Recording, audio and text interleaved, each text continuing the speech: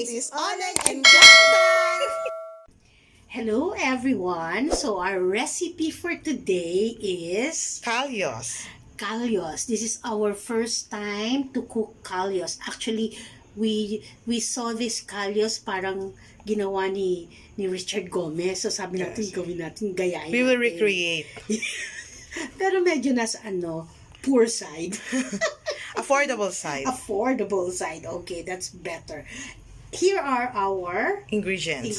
for Callos. So, I bought half a kilo of tripe. Tama, no? Tama. Tripe. So, pinakuluan ko na siya with peppercorns, konting asin, and laurel. Laurel leaves. So, kulo-kulo for almost 2 hours. So, super lambot na. Other ingredients are the following. So, meron tayong garbanzos, tomato sauce, tomato paste, olives, then olive oil. Of course, meron tayong Bawang and sibuyas. bawang and sibuyas. And star. oo. Ito yung, what's this one? Chorizo Pamplona, whatever that is. And this one is Iberico Ham. Oh, yes. Parang Iberico Ham, mas mahal pa doon sa main ingredients. Wala akong makita talaga na Chorizo de Bilbao. de Bilbao. Doon sa grocery. Sabi ko, ito naman pareho rin, chorizo de Pamplona. So, let me Yes. try. Tapos, si Richard Gomez kasi, naglagay ng Iberico Ham. Hindi pa ako nakatikim yan. Ikaw ba nakatikim Hindi na? pa. Mahal eh. So, mahal nga. So, bumili kaming katiting na Ano Iberico. to? Parang retaso. So, ilalagay namin. So, alam niyo po, you must have, notice, wala po kaming vegetables. Oo, kasi hindi siya nakabili. Gusto niyang magluto nito, pero hindi siya bumili Nakalimutan ng kong bell bili, pepper. bell pepper. Actually, bell pepper lang naman ang wala. Yes, yung bell pepper lang. So, Okay? let's start. So, So, in a pan, magpuput tayo ng olive oil. Okay? And then, medyo dapat mainit na po yung pan natin. So, we will put in our Onions, white onions. white onions.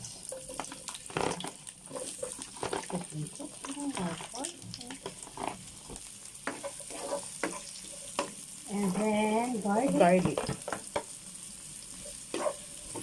So now we will put in the Chorizo Pamplona. Yes.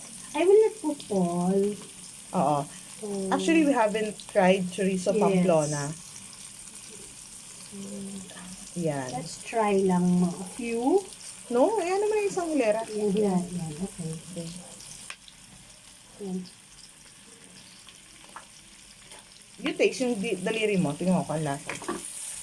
It's spicy. Not naman. Matamis? No. Hindi rin. I Okay. don't think na mahilig sila sa matamis. Yes. Meron na siyang color. Color red. Color red. Hindi yung meron na siyang di ba? Okay. So, next. Is the famous Iberico Ham. Oo, para ma-render natin. Yung fat. Gusto ko muna tikman, mahal. Which one? Yung Iberico oo, Ham. oo. Kasi pwede naman na puto kainin. Pero gusto lang namin isa ho. Siyempre, Pag ito kalasa lang na excelente, ewan ko lang Yan. Ayan. Yan. Tikman natin. Tikman natin. Kasi, Mataas ang expectation ko sa kanya kasi ang isang buo ho niyan ay depende, minsan 60,000, ganyan. 60. Pag ito, lasang excelente. Hati lang. O, yun na yan. Anong lasa? May akong alasanan. O, get. Anong lasa ni Iberico? Hindi siya lasang excelente. Parang prosciutto.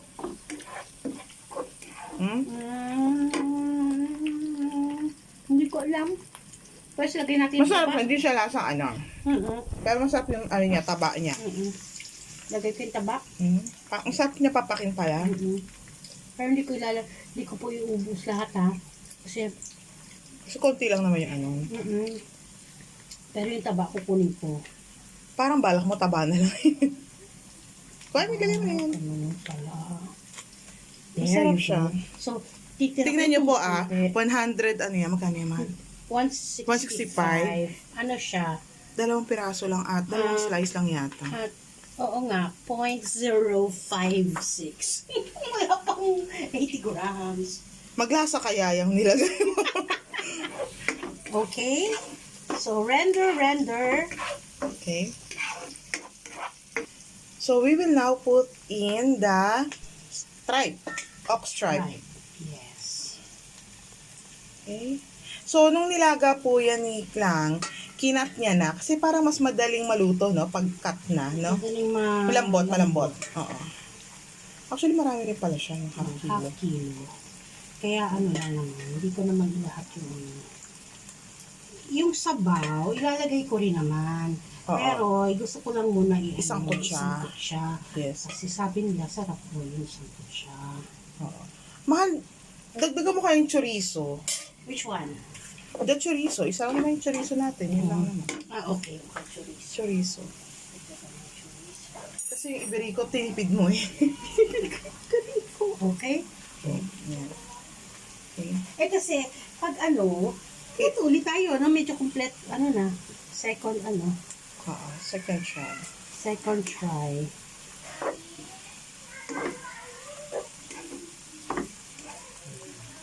Yan.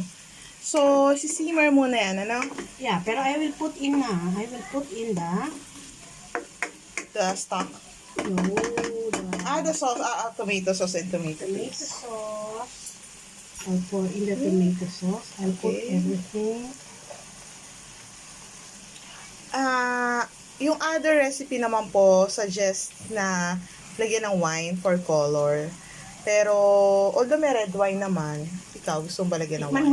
Tikman muna natin. So, kapag feeling kulang ang lasa, we can put in red wine. Tikman muna namin. Remember, first time. Yeah.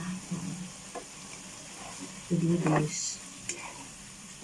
How about the tomato paste? Yeah, I will put the tomato paste too. Sige. And the paprika. Oh, yes. Yes. Oo nga. You Paprika. have to put paprika. Paprika. Oh, remember guys, sabi may paprika. I think,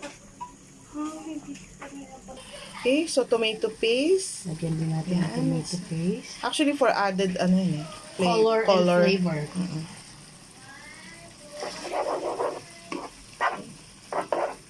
Yeah, parang looks like naman Then, we will add some paprika Yan. for smokiness. Smokiness. The paprika, you should be very careful, sabi. Kasi not too much. Kasi it will be mapait daw. So, Okay, so I think that's enough. Spanish paprika. Spanish.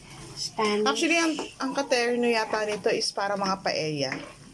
Or isang siya, pare-pareho sila. Kasi usually pag may mga ganong luto, alam mo yon sa menu. So, I think it's about time we pour in the Stock. stock. Para mag-blend together. Then we will simmer. Konti na lang yung stock. I'll put everything. Daming peppercorns. Daming Kita-kita. peppercorn. Yan. And then, we'll go back kapag na-simmer na siya. Okay? Okay. So, we decided to put some wine. Red wine. Red wine. Para kasing, Merong may kulang sa lasa. Oo. although, in reality, hindi ko rin naman alam kung ano. Ito ang mahirap. Hindi mo alam kung ano yung nahabol mong lasa. Pero yung savory na gano'n. Hindi ka ba? Parang nag-order na tayo niyan doon sa Nag-order na ba tayo nito? Las Paellas. La Paella. Las Paellas. Nakakatikim naman sa mga catering. Pero alam mo naman yun. So anyway, let's pour in some, lagay natin ng wine. Okay, this time we will put in the garbanzos. And olives. Yes. Yes. Pero siguro, tikman muna yung olives na yan kung maasim ba siya or maalat. Oo. So lahat yan titikim. Tikim. Okay, so maalat yung olives. Sige, maglagay ka lang. Kung may yung sabaw. Oo, hindi ko lalagay sabaw. Pero I think it will add yung olives mismo. Sarap naman. You taste. Ayaw mo na olives, no? Oo, pero okay lang. Wow. Baka dito naman eh. Parang yung mga 4 na piraso, magbibigyan ng difference. Hindi, ano ko pa. Kasi, Huwag yung sabaw, mahal. Huwag yung yung sabaw. sabaw. Ano yan, lalagay ko lahat ng olives? No. Not all. No? Not all. Dagdagan mo lang.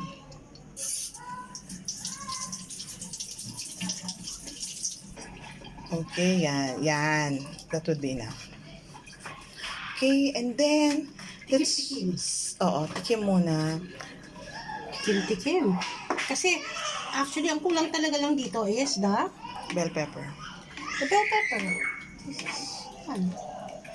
So, let's marry everything. Oo, mag-memory naman yung lasa niya because of the wine. Okay? So, it's been simmering for Yes. How many minutes 30 now? minutes na Yes. sinisimmer ko siya. Mm-mm. Hindi ko naman siya masyado halu-haluin. Okay. So, let's taste. try it again. Let's taste our first time Callos. Sarap. Sarap na. Ganun na. Ganun siya, no? Hindi naman siya soupy eh. Alam mo, kahit di mo siya lalagyan ng ng sweetener, Oo, may ano siya, may tamis. tamis din naman, ano? Oh, I think dun sa tomatoes yan. Ayan na yan. So, Yan po ang aming version ng Callos. Our first time to cook Callos. Yes. So, let's eat. I hope you enjoyed our video and please give us a thumbs up and subscribe to our channel. Also hit the notification bell para updated po kayo sa mga upcoming uploads namin. Bye-bye! Bye! Kain tayo! Kain tayo!